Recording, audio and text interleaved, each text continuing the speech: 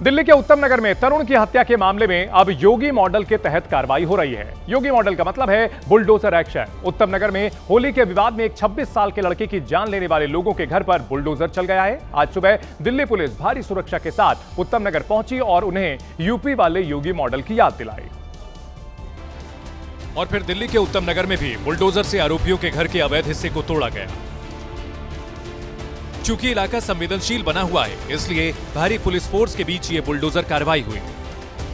किया जा रहा है, बुलडोजर के जरिए जो घर है उसको गिराया जा रहा है। इलाके में भारी पुलिस फोर्स को तैनात किया गया है। पूरे रास्ते को चारों तरफ से बंद कर दिया गया है। पैरामिलिट्री फोर्स के जवान तैनात हैं, साथ ही साथ दिल्ली पुलिस के जवानों को भी यहाँ पर तैनात किया गया है।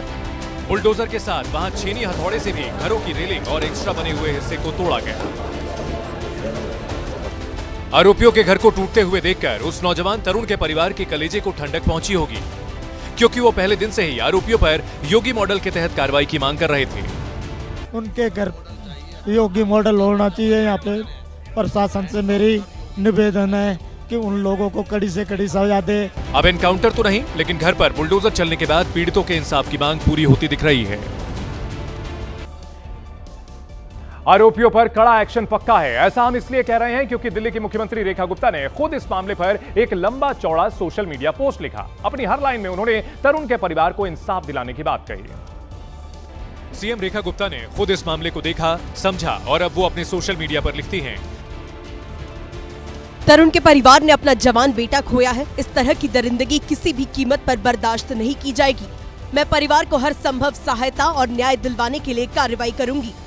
रात में आए सोशल मीडिया पोस्ट के बाद सुबह ही आरोपी के घर बुलडोजर पहुंचा और उसकी होली के बाद की गई हरकत की सजा दी। हालांकि कानून की सजा अभी बाकी है। इस मामले में पुलिस ने 7 आरोपियों को पकड़ा है, जिसमें एक नाबालिग भी शामिल है।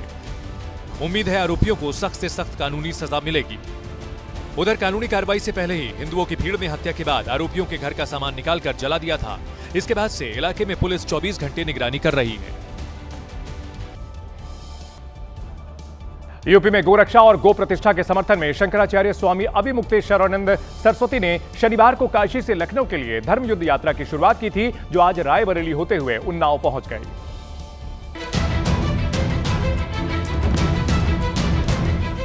इस धर्म युद्ध यात्रा में करीब 20 से ज्यादा गाड़ियां और 500 के करीब श्रद्धालु शंकराचार्य के साथ शामिल हैं। आज जैसे ही शंकराचार्य रायबरेली से निकले, भक्तों ने यात्रा का फूलों से स्वागत किया। यात्रा आज रात तक लालगंज होते हुए उन्नाव पहुंच जाएगी। इस दौरान एबीपी न्यूज से बात करते हुए शंकराचार्य अभिमुक्तेश्वरानंद ने अपने ऊपर हमला होने की आशंका जताई। हमने अपनी सभी समर्थकों से कहा है कि संयम रखिए। किसी भी तरह का प्रहार किसी के ऊपर अगर आपको कोई उकसाए भी तब भी नहीं करिए। तो जो होगा देखा जाएगा। हमारे पास तो कोई संसाधन है नहीं। शंकराचार्य अभिमुक्तेश्वरानंद की ये यात्रा अब हरदोई और सीतापुर होते हुए लगभग 4 दिन बाद लखनऊ पहुंचेगी। कल काशी से इस धर्म युद्ध यात्रा की शुरुआत हुई थी।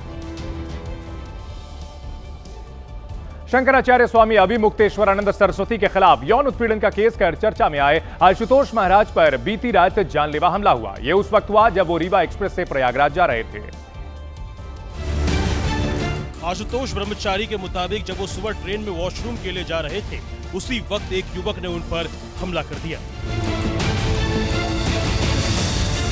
इसी तरह आशुतोष ब्रह्मचारी ने ट्रेन के टॉयलेट में खुद को बंद कर अपनी जान बचाई। इस हमले में आशुतोष महाराज को कई जगह चोट आई है। लहूलुहान हालत में वो प्रयागराज पहुंचे और वहां के कॉलविन अस्पताल में पुलिस ने उनका मेडिकल कराया। इधर शंकराचार्य अभिमुक्तेश्वरानंद ने आशुतोष ब्रह्मचारी पर हुए हमले की निंदा की है। सरकार उनकी सुरक्षा सुनिश्चित करे और वो सुरक्षा मांग भी रहे हैं, उनको सुरक्षा दी जानी चाहिए। आशुतोष ब्रह्मचारी मथुरा श्री कृष्ण जन्मभूमि विवाद से भी जुड़े केस में हाईकोर्ट में 12 मार्च को होने वाली सुनवाई के लिए प्रयागराज जा रहे थे। फिलहाल पुलिस ने अज्ञात आरोपी के खिलाफ मुकदमा दर्ज कर लिया है।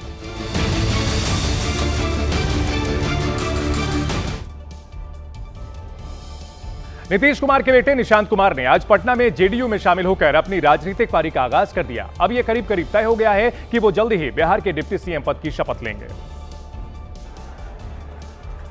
निशांत कुमार की पार्टी में ज्वाइनिंग जेडीयू के वरिष्ठ नेताओं की मौजूदगी में कराई गई। इस दौरान उन्हें पार्टी की टोपी और झंडा दिया गया। निशांत कुमार ने भी पैर छूकर पार्टी के नेताओं का आशीर्वाद लिया। हालांकि इस मौके पर खुद मुख्यमंत्री नीतीश कुमार मौजूद नहीं थे। इससे पहले निशांत अपने आवास से जेडीयू के दफ्तर के लिए निकले तो पार्टी कार्यकर्ताओं ने उन्हें घेर लिया और बुलडोजर के जरिए फूल बरसाकर उनका स्वागत किया।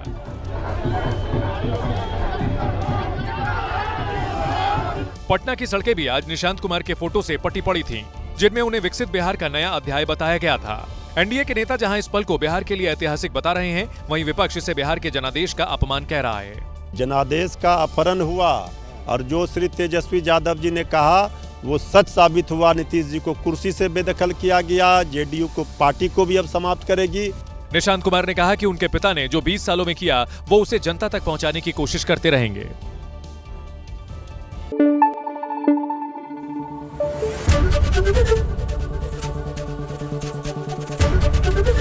एबीपी न्यूज आपको रखे आगे।